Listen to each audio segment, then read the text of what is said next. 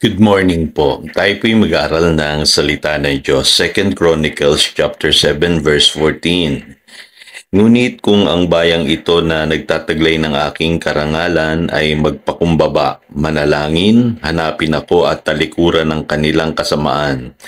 Papakinggan ko sila mula sa langit, patatawarin ko sila sa kanilang mga kasalanan at muli kong pasasaganain ang kanilang lupain. Pray for a nationwide revival. Kahapon po pinag-usapan po natin yung personal revival. Pwede bang mangyari ng ang revival ay maganap nationwide sa isang bansa? Pwede po. Ang history po ay nagsasabi na marami pong mga bansa nung sila'y nanumbalik sa Diyos ay pinagpala po yung kanila pong bayan. At yan po ang pwede nating angkinin dito po sa 2 Chronicles 7:14. Ano po na kahit ganito po kasama yung nangyayari sa ating bayan, manalig po tayo na kaya tayong pagalingin or i-revive ng Lord, i-restore. At sa 2 Timothy chapter 3 verses 1 to 5, makikita natin ang kalagayan ng mundo. At maaaring ito rin yung nakikita natin ngayon sa ating bayan. Sabi rito, dapat mong malaman na sa mga huling araw ay magkakaroon ng mga kahirapan. Ang mga tao ay magiging makasarili, sakim sa salapi, palalo, mapagmataas, mapagsamantala, suwail sa magulang, walang utang na loob at lapastangan sa Diyos. Sila'y magiging malupit, walang habag, mapanirang puri, marahas, mapusok at namumuhi sa mabuti.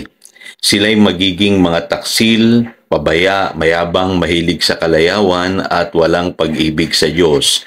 Sila'y magkukunwarig maka-Diyos, ngunit hindi naman nakikita ang kapangyarihan nito sa kanilang pamumuhay.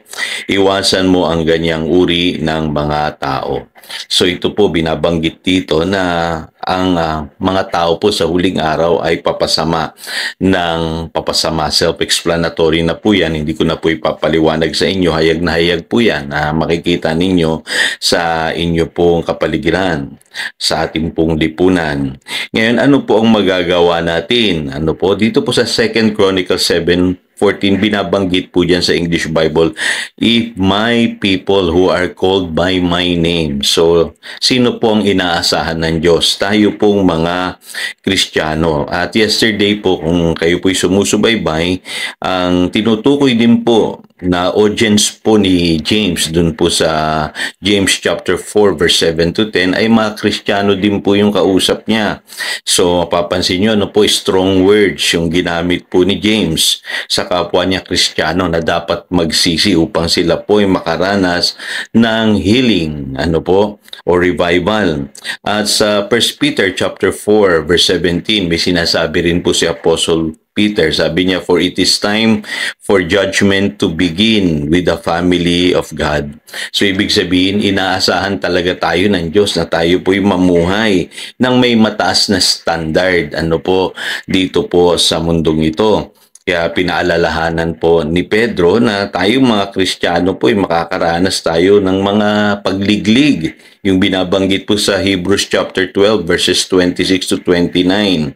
Kasi aalisin ng Diyos yung mga bagay na dapat hindi nakikita sa ating mga Kristiyano. At ang sabi nga sa 2 Timothy chapter 2 verse 19, the Lord knows who are His, and everyone who confesses the name of the Lord must turn away from wickedness. So inaasahan ng Diyos na tayo na tumatawag sa Kanyang pangalan, mga nagpapakilalang Kristiyano, dapat lumalayo po sa kasamaan. So, ito po yung ating tungkulin mga Kristiyano. Ang mga believers ngayon, lalo na sa ating bayan, dapat po manalangin, magkaisa, at ipanalangin natin yung ating pong bansa. Hindi yung sumasali tayo sa kung ano-ano pang mga political agenda at yung iba nagtatalo pa, nagdidebate pa, kung kaninong panig sila. Ba't hindi na lamang po tayo magkaisa at manalangin po sa ating mga simbahan? Pangalawa po, challenge din po sa ating mga believers na mamuhay ng may kabanalan, consecrated lives po. Yun po ang dapat makita sa atin kasi without holiness, no one will see the Lord. Yung po sinasabi ng Hebrews 12:14. Kaya lang nakakalungkot po, minsan tayo pang mga Kristiyano, tayo po yung nagko-compromise.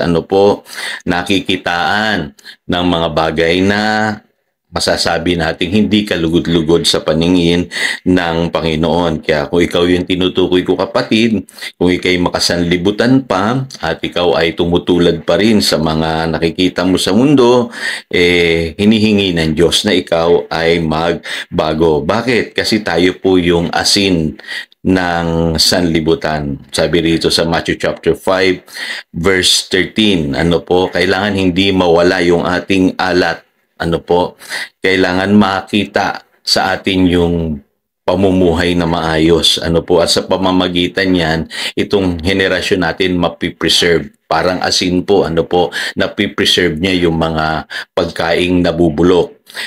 Tayong mga Kristiyano, tayo ang inaasahan po ng Diyos. Kaya as Christians, we must have a higher standard for living. Ibig sabihin yan, mataas dapat yung ating pamumuhay na may kabanalan. Dapat po tayo po yung unang-unang kakikitaan ng maayos na pamumuhay upang tayo'y gamitin ng Panginoon sa 2 Timothy chapter 2 verse 21. Maging kagamit-gamit tayo sa ating pong Panginoon. Ngayon, ano ang promise ng Lord kung matutuloy po itong revival na ito sa ating bayan? Kailangan maniwala tayo na pwede pa rin mangyari yan sa ating bayan. Ang mga possibilities po ay unang-una yung mga makasalanan ay magsisisi. Nangyayari po yan. Yung mga sinners talagang tatalikuran nila yung kanilang mga kasalanan.